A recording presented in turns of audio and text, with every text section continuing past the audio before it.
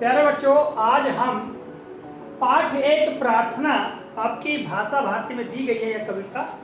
इस कविता को हमने इस ग्रीन बोर्ड पर लिखा है और यहाँ से हम आपको स्वर वाचन कराएंगे, अर्थात हम पहले दोहराएंगे, फिर आपको दोहराना है।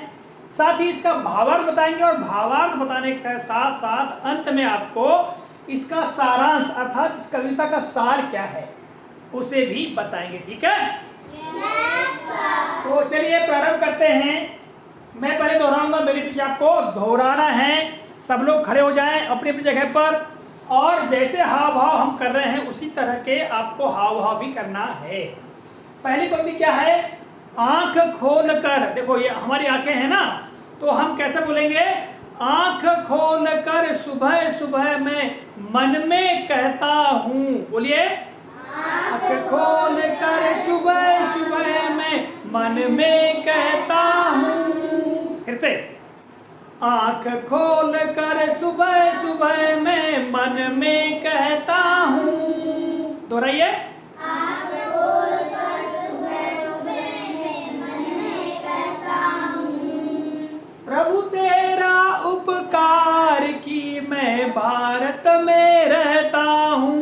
प्रभु तेरा उपकार की मैं भारत में रहता हूँ। मेरी मातृभूमि है भारत, मेरी मातृभूमि है भारत।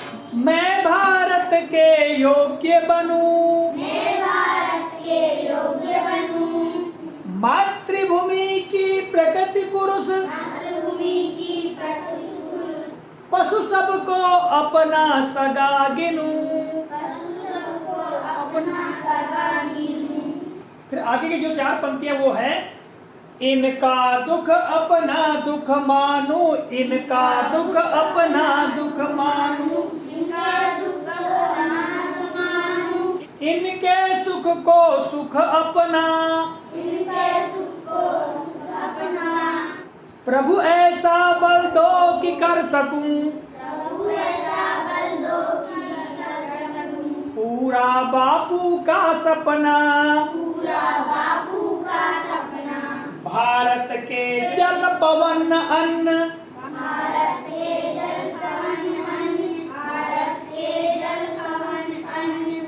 माटी में पलता हूँ। माटी में पलता हूँ। प्रभु तेरा उपकार की मैं भारत में रहता हूँ। प्रभु तेरे उपकार की मैं भारत में रहता हूँ। बहुत बढ़िया, तालियां बजाइए। बहुत बढ़िया। तो बच्चों, अभी हमने सात स्वर गायन किया इस कविता का हाव भाव के साथ में। आइए अब हम इस कविता का भावार्थ अर्थात अर्थ को समझते हैं और अंत में हम इसके सार को भी जानेंगे। ठीक है? Yes sir. ये जो कविता है प्रार्थना, इस कविता को बहुत ही महान कवि हैं भवानी प्रसाद मिश्र, जो कि हमारे मध्य प्रदेश के ही रहने वाले थे, इन्होंने लिखा है। इन चार पंक्तियों में कवि का क्या कहना है उसको समझते हैं। आग खोलकर सुबह सुबह में मन में कहता हूँ, प्रभु तेरा उपकार कि मैं भारत में रहता हूँ।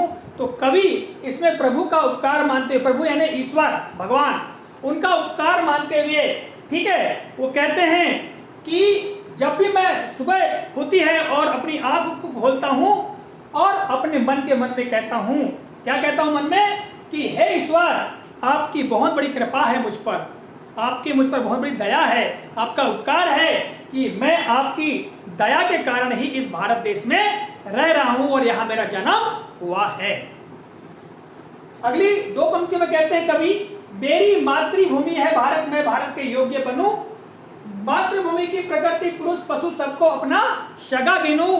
तो इन दो पंक्तियों का अर्थ है, कवि ये कहते हैं कि मेरी जो मातृभूमि है, मातृभूमि क्या हो, किसे कहते हैं? जिस जगह पर, जिस स्थान पर हमारा जन्म होता है, हम खेल कूद कर बड़े होते हैं, है ना, उसे ही अपनी मातृभूमि कहते हैं। तो कवि कहते हैं कि जो मेरी मातृभूमि है वो भारत देश है, क्योंकि मैं भारत में पैदा हुआ हूँ, इसलिए मेरी मातृभूमि भारत है। इसलिए इस भारत देश के योग्य, मेरे राष्ट्र भारत के लायक बन सकूं, इसके कुछ काम कर सकूं। ठीक है, ऐसा कवि कहते हैं। और आगे कहते हैं कि मातृभूमि की प्रकृति यानी इस भारत देश की, मेरी जो मातृभूमि भारत माता है, इस भारत माता की जो प्रकृति है, प्रकृति अर्थात पेड़ पौधे, मिट्टी, प्रकाश, सब कुछ, वायु, पशु पक्षी, ये सब प्रकृति कहलाती है। तो यहाँ के पुरुष यानी पूरी मानव समाज को, मानव जाति को, यहाँ के पशु पक्षियों को, सबको मैं अपना सगा ही मानूं। कैसा सगा मानूं? जैसे कि मेरे स्वयं के ही भाई बंद हैं, है ना, मेरे रिश्तेदार हैं, मेरे नातेदार हैं, ऐसा इनको अपना सगा मानूं। तो इन 4 पंक्तियों में कवि ने ऐसा कहा है।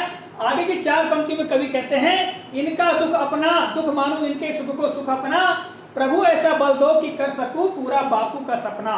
यानी कवि कहते हैं कि यहाँ के जो प्रकृति है, अर्थात यहाँ जो कुछ भी है, पेड़ पौधे हो, पशु पक्षी हो, मनुष्य हो, है ना, ये यहाँ के मानव समाज, यहाँ के पशु पक्षी, इन सबके दुख को, यदि इनको कोई दुख होता है तो इनके दुख को मैं अपना ही दुख समझूं। जैसे हमारे परिवार में जब किसी को कोई दुख होता है, कष्ट होता है, तो हमें भी तकलीफ होती है, क्योंकि हमारे परिवार के लोगों को कष्ट होता है। उसी तरह कवि कहते हैं कि यहाँ पर जो भी हैं उनके दुख को अपना ही दुख मैं मानूं, और यदि उनको कोई सुख होता है तो उनका सुख को, उनकी खुशी को, उनके आनंद को अपना ही सुख आनंद मानूं। ठीक है। आगे कहते हैं कवि ईश्वर से कि हे प्रभु, हे ईश्वर, मुझे ऐसा आशीर्वाद दो। ठीक है, इस प्रकार का आशीर्वाद दो कि मैं बापू अर्थात महात्मा गांधी ने जो राम राज्य का सपना देखा था, उनके इस राम राज्य के सपने को मैं पूरा कर सकूं। आगे की 2 पंक्तियों में कवि कहते हैं, भारत के जल पवन अन्न माटी में पलता हूं, प्रभु तेरा उपकार कि मैं भारत में रहता हूं। कवि कहते हैं कि हे ईश्वर, आपकी बड़ी कृपा है, आपका बहुत बड़ा उपकार है कि मैं इस भारत देश के जल को पी करके, जो पवन यानी वायु को ग्रहण करके सांस के रूप में ले करके, यहाँ के अन्न को, अनाज को खा करके, और इसी मिट्टी में मैं पल रहा हूँ, जी रहा हूँ। अतः हे प्रभु, तुम्हारी मुझ पर बहुत बड़ी कृपा है, दया है, तुम्हारा बहुत बड़ा उपकार है कि मैं इस भारत देश में रहता हूँ। तो बच्चों, ये था भावार्थ। ठीक है, यानी इसका अर्थ, इस कविता का क्या अर्थ है ये समझाया। इसके बाद हम पाठ के सारांश को देखते हैं। तो सारांश का मतलब ये होता है कि भाई इसमें मूल बात क्या कही गई है, कौन कौन सी बातें इसमें आई हैं, वही बताना सारांश कहलाता है। अब यहाँ देखिएगा, कवि इस कविता में ईश्वर का उपकार मानते हुए उन्हें अपना धन्यवाद ज्ञापित करते हैं, उन्हें धन्यवाद देते हैं। क्या कहते हैं? यानी कवि का ऐसा मानना है कि ईश्वर का उस पर बड़ा उपकार है, बड़ी कृपा है कि उन्होंने इस भारत में जन्म लिया है। यानी भगवान यानी ईश्वर की कृपा के कारण ही इस भारत देश में जन्म लिया है। ठीक है, कवि भारत के योग्य बनने की बात करते हैं। कवि जो हैं भारत देश के योग्य बनने की बात करते हैं, और यहाँ की प्रकृति, यहाँ की मानव जाति, पशु पक्षियों, सभी को अपना सगा मानने का आशीर्वाद ईश्वर से मांगते हैं। और कवि कहते हैं कि इन सभी के सुख दुख को मैं अपना ही सुख दुख मानूं।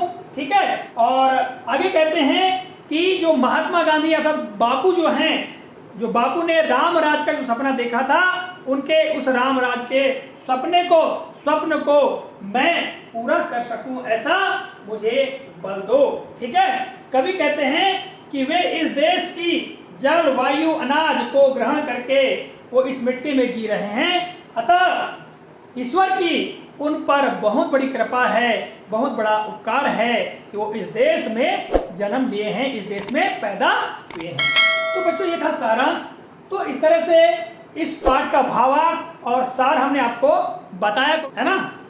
अगले कालखंड में हम अभ्यास से संबंधित जो भी प्रश्न हैं, मीनिंग्स हैं, या भाषा अध्ययन के अंतर्गत जो भी प्रश्न आए हैं उनको हल कराएंगे। ठीक है, बहुत बढ़िया, ताली बजाइए।